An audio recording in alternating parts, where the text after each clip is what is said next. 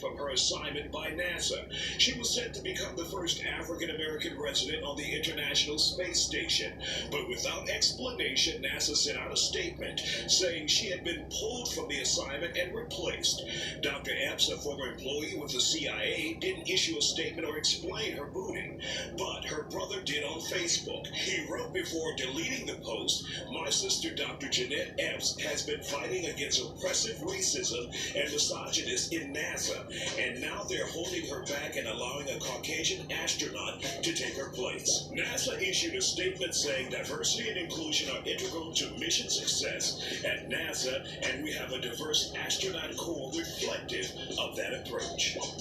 Now, the Houston Defender also carried this story. We have Houston Defender reporter Rashonda Tate joining us now to talk about this. When you look into this story, and obviously it has a lot of people angry, and there's a national petition going on as well to try and get her back into the International Space Station. Not quite sure if that will work, but what is at the root of this issue? Well, that Facebook post from her brother, Henry Epps. Now, it has since been deleted, but Epps is adamant that his sister, who has been training since June to go on this International Space Station mission, is the victim of racism. And Jeanette Epps, we did reach out to her. She has declined to comment. She did say in an email that the post, she did not confirm what her brother said, but she said that she was not removed for any medical issues or any personal issues. So that leaves you to wonder, is her brother right? Now, she wouldn't confirm or comment on his post, and it's been since taken down. But Isaiah, the reason that this is an issue is because of a 2016 study from the Journal on Geophysics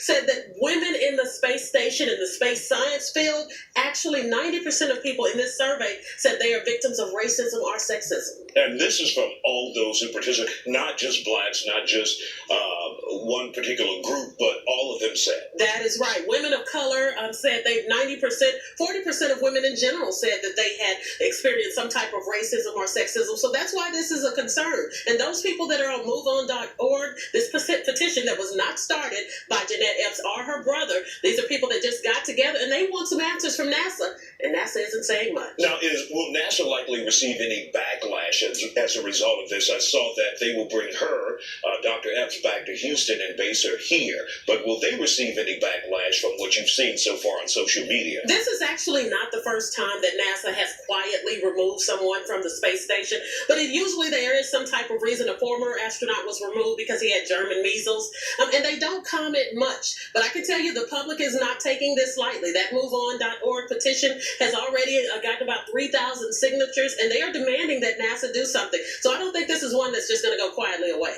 Now, that response that we received from NASA was basically a bland response saying that we believe in diversity. Do you think that will hold people at bay? Well, one of the things that they do have an advantage. When he initially did that post, he said that it was a Caucasian astronaut that is replacing her. It is actually a Hispanic astronaut, and she will be one of the first Hispanic women to live long-term in the International Space Station. So NASA can still argue they do have that whole diversity, but I can tell you these people that know Jeanette, she has been training for this. She has a PhD in the CIA. In the CIA, and has been training. They were scheduled to go in June. So NASA, they do have a leg to stand on, but I can tell you the public is not going to stay quiet on this one. All right, Rashonda Tate from the Houston Defender. Obviously, we'll continue to read that. If you want more information on that story, it's in this week's edition of the Houston Defender. It is, and online at DefenderNetwork.com. Okay, and that